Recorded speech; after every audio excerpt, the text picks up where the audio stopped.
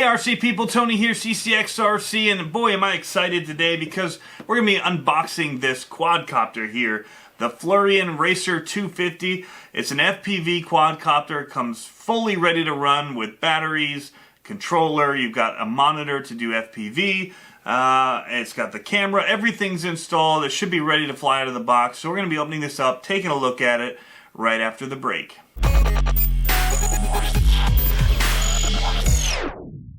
Alright, so as you can see, the box doesn't really give much information about what you're going to have inside. No specifications, just a few diagrams of the quadcopter and the picture of it right here on the front. So we'll just go ahead and pop this open and we'll just have to look at it as it comes out. Alright, so two pieces. The first one I pull out is going to be our transmitter here, which is a FlySky. This is the FS i6 controller, and we've got the monitor up on the top here, antenna, got a little connector cable here. I'm not sure exactly what that's going to go to yet.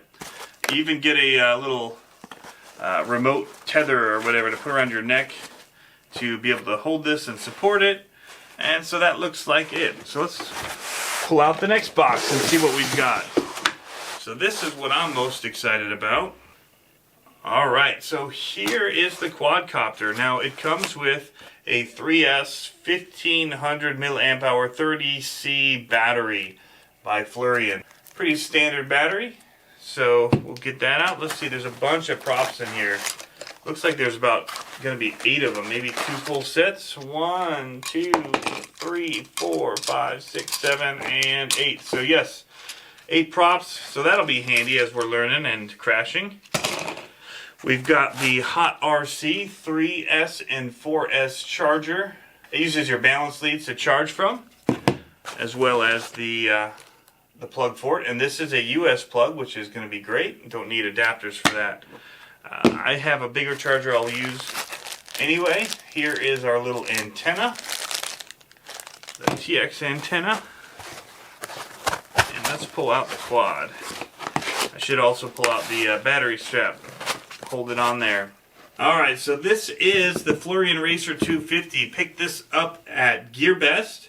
Again, these run about $300, and they were nice enough to send it to me for review for you guys and to get into the FPV game. So I've got 2 LED lights on the front. Look really cool.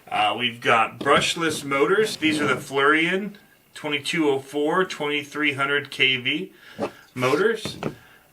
Inside of here we've got 20 amp ESCs. These are the BL-Heli ESCs. And those are tucked in there nicely and covered up in some heat shrink into the frame. We've got our FlySky receiver there. Inside of here you've got a Naze32 board. So this thing is going to be updatable. You can plug this into CleanFlight and do some updating in there. On the back, one of my favorite things is this huge LED bar that they've put on here. It's going to look really sweet if you have other people that you're flying with and they're behind you. Get some really cool looking footage of that. So the camera here is fixed position, so you won't be able to tilt that. A lot of people like to, as they're flying, have it tilted up a little bit so that they're looking straight ahead of them instead of down at the ground. So this is not adjustable. It does move a little bit, so what I might do is push it as far as I can, and then in the top here stick something in there to hold it as high as I can, or as tilted upward as I can, like so.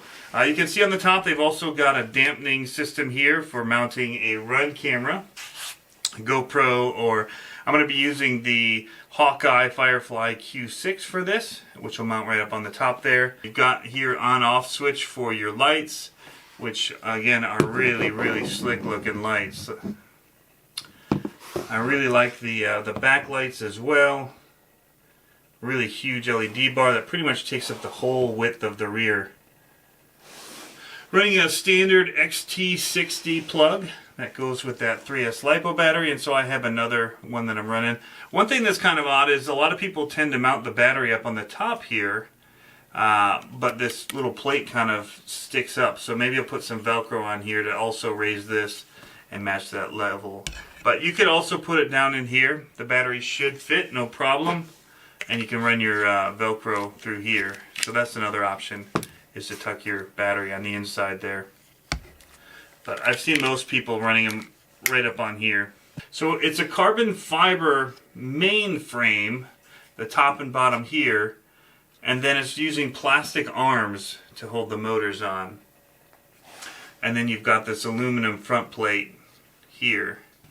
So it's a really, really nice looking quad. So we're going to go ahead and pull the transmitter back in here. We're going to get this all set up. You can see here the kit for mounting the monitor on.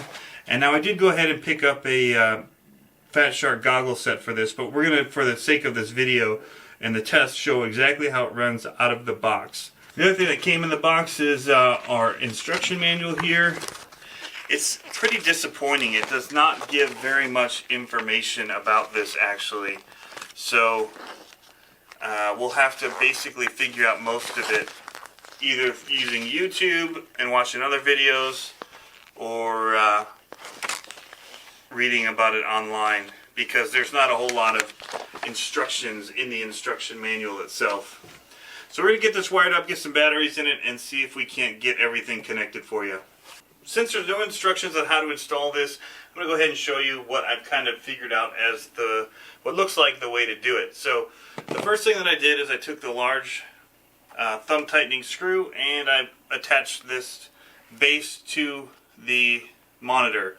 And you can see that I put the 2 feet kind of so that the ridge is up, so that it kind of grips on there and it does not spin. Because if I did it the other way, the base plate seemed to spin if I used the flat side here. So you can see what I've done here is those loops kind of cup over the front. Next we're going to go ahead and this is going to slide in with this raised piece on the top, like so. And then we're going to drop our largest bolt right in through here, and that'll screw into place. Alright, so this is where things get tricky. Now we've got this little piece here that we're going to be mounting on this side like so, and I think the only reason for this is to keep that screw from going through. Put a washer on it.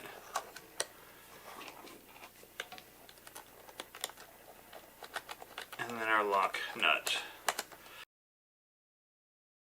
Alright, and then we'll just mount our top part of our monitor on like so. It'll slide right under this bracket. And put a washer on our last bolt that we have left. Get this lined up.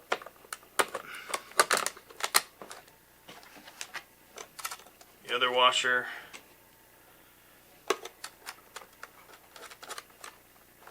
Alright, so there it is. Fully assembled controller. That could have been a whole lot easier if they'd have just given some instructions on mounting this bracket that they've included. But you can see kind of what I've done here. The main tricky part is that this little weird 2 pieces, one's like a spacer that was unlabeled. That's right here with the bolt in it. And this little square type receiver that has a little cup that goes in there. That was kind of a tricky part to figure out where all that went. 4 AA batteries, the controller, everything all mounted up, which is a pretty cheap antenna and will be replaced if I'm going to keep using this monitor. Alright, so the next step is we're just going to start turning all this stuff on and see if we don't have a connection, and we'll try and get this monitor connected and up and running. So I do not know if we've got battery or not, but we're going to plug this in and see. It looks like we got some battery power. Alright, and we have some juice. Now, one of the things that I didn't do was I did not put the antenna onto the quad yet. Go to our menu here, and it's all in Chinese at the moment, so let's see. This is probably going to be our language. Let's try and go down to that one and change it. Hit OK. There it is, it was. So now we're in English. So you could manually scan through these if you wanted. Got visual at this point, so that's good.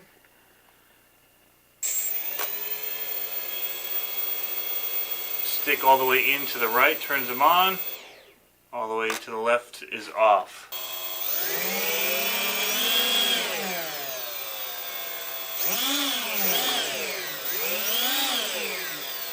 Everything looks good. Power it back down. Let's see if we can. There's the switch for the lights on and off. They look really cool on though, I'm going to be honest. Let's just power this up and make sure we have some lift and that everything's assembled properly.